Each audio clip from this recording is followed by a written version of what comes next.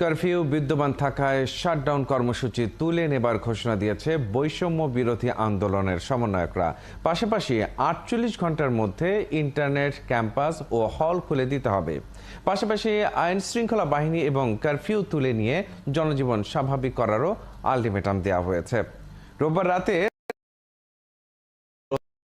ও হাসনাত আব্দুল্লাহ কথা বলেন, তবে ৪৮ ঘন্টার মধ্যে দাবি না মানলে নতুন কর্মসূচি আসবে বলেও জানান তারা।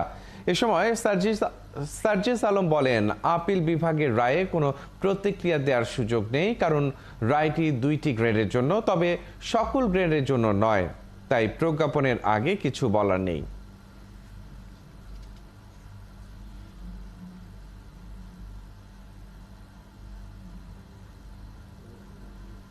বর্তমান পরিস্থিতি প্রেক্ষাপট সেটা বিবেচনা করে এবং যেহেতু এখানে কারফিউ চলছে, জনজীবনের ক্ষতি হচ্ছে এবং এখানে দুর্বৃত্তরা নানান ধরনের সুযোগ নিচ্ছে, তো সার্বিক বিবেচনায় আমরা সরকারকে ৪৮ ঘন্টা সময় দিচ্ছি।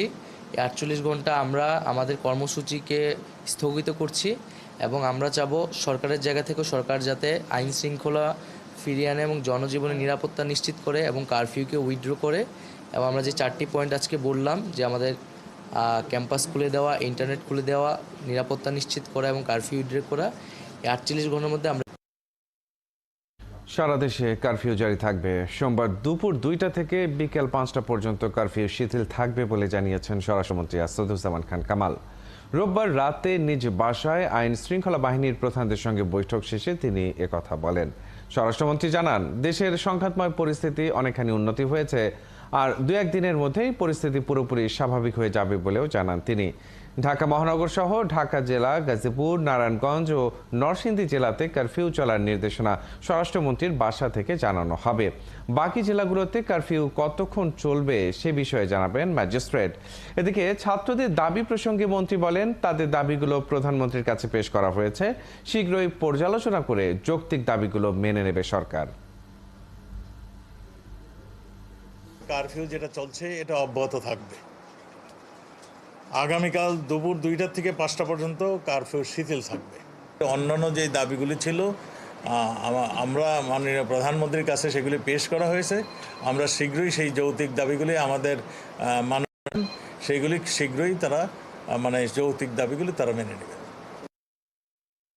সরকারি চাকরিতে কোটা পুনর্বহাল করে হাইকোর্টের দেয়ার রায় বাতিল করে মেধার ভিত্তিতে ৯৩% নিয়োগের নির্দেশনা দিয়েছে আপিল বিভাগ। মুক্তিযোদ্ধাদের জন্য ৩০% কোটার বিধান সংস্কার করে ৫%, ক্ষুদ্র নৃগোষ্ঠীর জন্য ১%, প্রতিবন্ধী ও তৃতীয় লিঙ্গ মিলে ১% কোটা সংরক্ষণের নির্দেশনা দিয়েছেন সর্বোচ্চ আদালত। সেই সঙ্গে আন্দোলনরত শিক্ষার্থীদের পড়ার টেবিলে ফিরে যাবারও আহ্বান জানান আদালত।